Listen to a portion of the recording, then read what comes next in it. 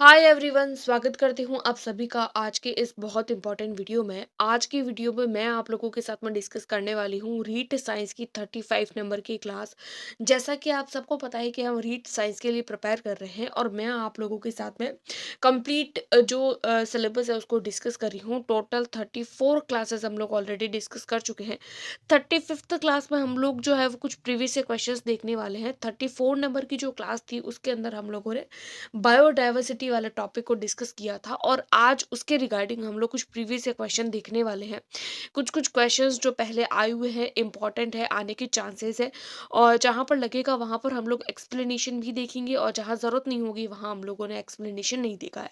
इसकी complete PDF के लिए आप मेरे टेलीग्राम ग्रुप को ज्वाइन कर सकते हैं। वहां पर इसकी जो कंप्लीट पीडीएफ है मैं वीडियो के अपलोड करते ही हाथों हाथ मैं आप लोगों के साथ में इसकी पीडीएफ शेयर कर दूंगी। तो स्टार्ट करते हैं बिना किसी देरी की वीडियो को। और चैनल पर पहली बार आए तो प्लीज वीडियो को लाइक करके चैनल को सब्सक्राइब कर दीजिए। फर्स्ट नंबर क्वेश्चन हमारे पास में है, वर्गीकी के पिता किसे कहा जाता है? कैरोलस लीनियस को, जॉन रे को, वी टेकर को या अरस्तु को? पूछा क्या है, वर्गीकी के पिता यानी कि जो क्लासिफाई किया गया था जो प्लांट्स को, एनिमल्स को, तो उसके फादर किसको कहा जाता है?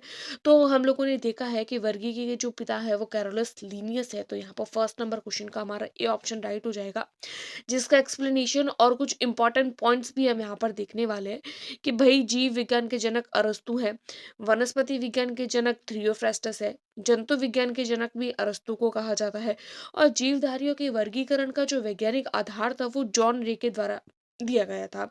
वर्गीकी के जो पिता है वो कैरोलस लीनियस है और द्विनाम पद्धति किसने दी थी? तो वो कैरोलस लीनियस ने दी थी और पंच जगत अवधारणा वी टेकर ने। ये सारे के सारे पॉइंट बहुत इंपॉर्टेंट है और मैंने क्लास में भी डिस्कस करवाए हैं और एक्सप्लेनेशन में भी दिए हैं, क्योंकि ये जो एक एक नाम है ना ये इंपॉर्टेंट है और पूछा जाता है। आगे वाला क्वेश्चन देख लेते हैं, सेकंड नंबर क्वेश्चन। निम्नलिखित में से मानव का वैज्ञानिक नाम यानी कि जो ह्यूमन बीइंग होता है उसका साइंटिफिक नेम क्या है? Mangifera indica, Homo sapiens, Rana tigrina, चौथा है टिट्रिकम एस्टिवम। तो आप लोगों को पता ही है कि जो मानव का वैज्ञानिक नाम है वो होमो सेपियंस है। होमो सेपियंस है यानी कि सेकंड का हो जाएगा बी। मैंजीफेरा इंडिका आम का है, राना टिग्रीना मेंढक का है। यहाँ पर हम लोग एक्सप्लेनेशन भी देख रहे हैं कि मानव का जो वैज्ञानिक नाम है, साइंटिफिक नेम है, वो होमो सेपियंस है। आम का मैंजीफेरा इंडिका, मटर का पायसम सटाइवम, गेहूं का टिट्रिकम एस्टिवम और मेंढक का राना टिग्रीना। तो याद रखिएगा, ये इंपॉर्टेंट है, इसमें से क्वेश्चंस बन सकते हैं।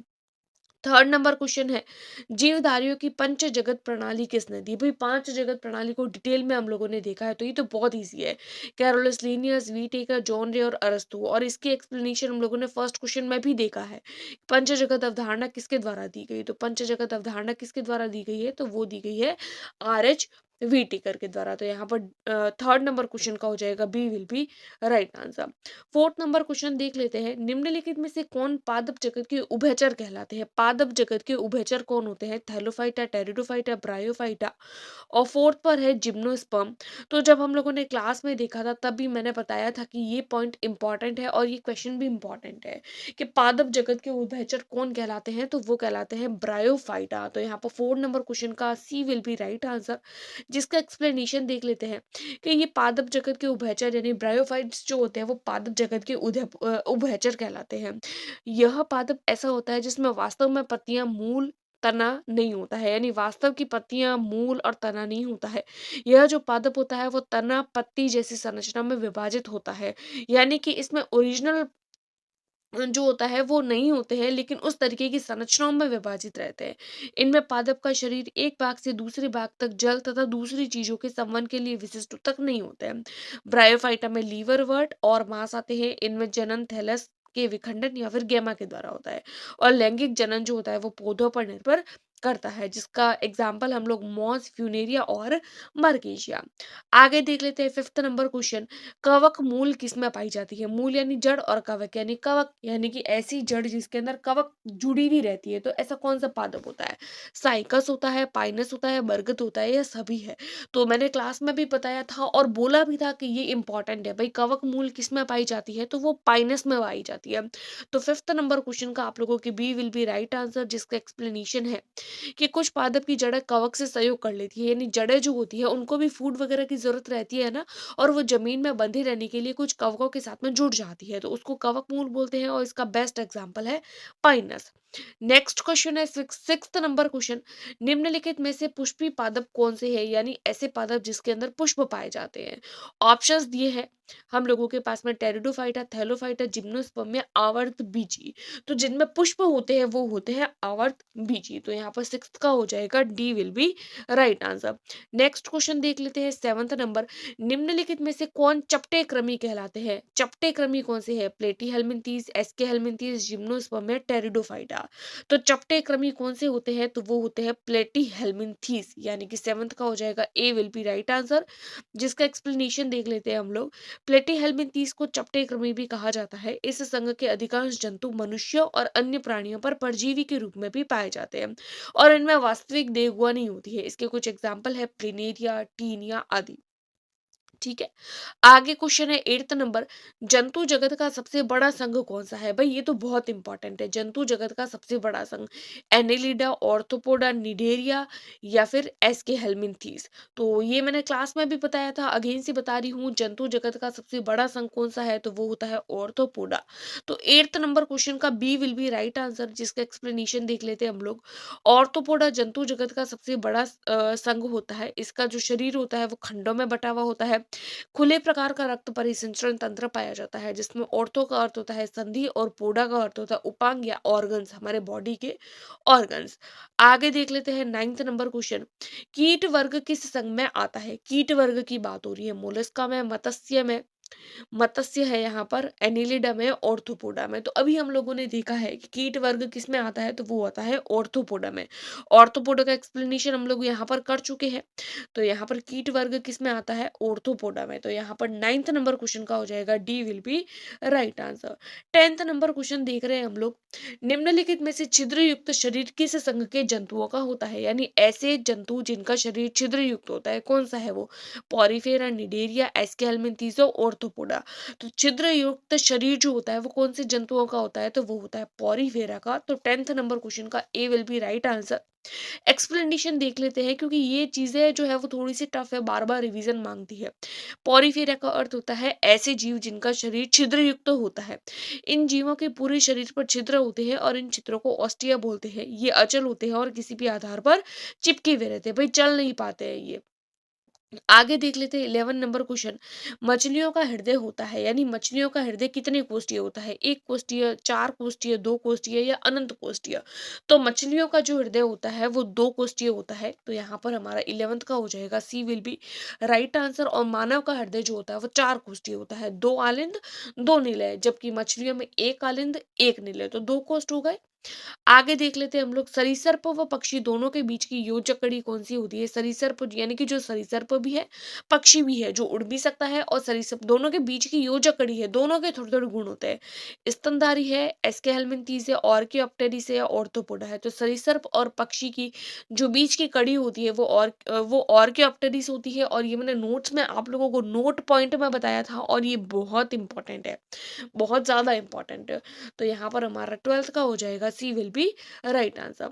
नेक्स्ट क्वेश्चन है 13 नंबर क्वेश्चन, अंतरराष्ट्रीय जैव विविधता दिवस कब मनाया जाता है। 22 मई को, 22 जुलाई को, 20 मई को या 27 अगस्त को। तो आप लोगों को बताना है फटाफट से इसका आंसर कि अंतरराष्ट्रीय जैव विविधता दिवस कब मनाते हैं। तो वो मनाते हैं 22 मई को। तो यहाँ पर 13 का हो जाएगा 13 का हो जाएगा a will be right answer. आगे देख लेते हैं 14 नंबर, सभी स्तनपायी शिशु को जन्म देते हैं सिवाय को छोड़कर, यानी कि स्तनधारी जो जंतु होते हैं वो शिशु को जन्म देते हैं। ठीक है, लेकिन एक इनमें से ऐसा है जो शिशु को जन्म नहीं देता, वो अंडे देता है। तो वो कौन सा है, तो यहाँ पर हो जाएगा एकिडना, कंगारू, मानव या फिर व्हेल मछली। भाई सभी के सभी स्तनधारी शिशुओं को ही जन्म देते हैं। कंगारू भी शिशु, भले अविकसित शिशुओं को जन्म दे रहा है कंगारू, लेकिन शिशु होते हैं। मानव भी शिशु को और व्हेल मछली भी शिशु को। लेकिन एकिडना एक ऐसा स्तनधारी है जो कि शिशुओं को जन्म नहीं देता है, बल्कि वो किसको जन्म देता है, वो अंडे देता है, अंडे से जीव जंतु प्राप्त होते हैं। अब यहाँ पर हम लोग स्तनधारी की एक्सप्लेनेशन देख लेते हैं कि स्तनधारी क्या होते हैं। ये समतापी होते हैं। समतापी का मतलब क्या होता है, जिनके शरीर का तापमान निश्चित होता है।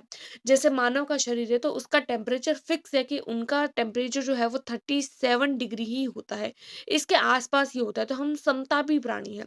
हृदय हमारा 4 कोष्ठीय होता है। जंतु शिशु को जन्म देते हैं, लेकिन एकिडना स्तनपायी है, लेकिन फिर भी वो अंडे देता है।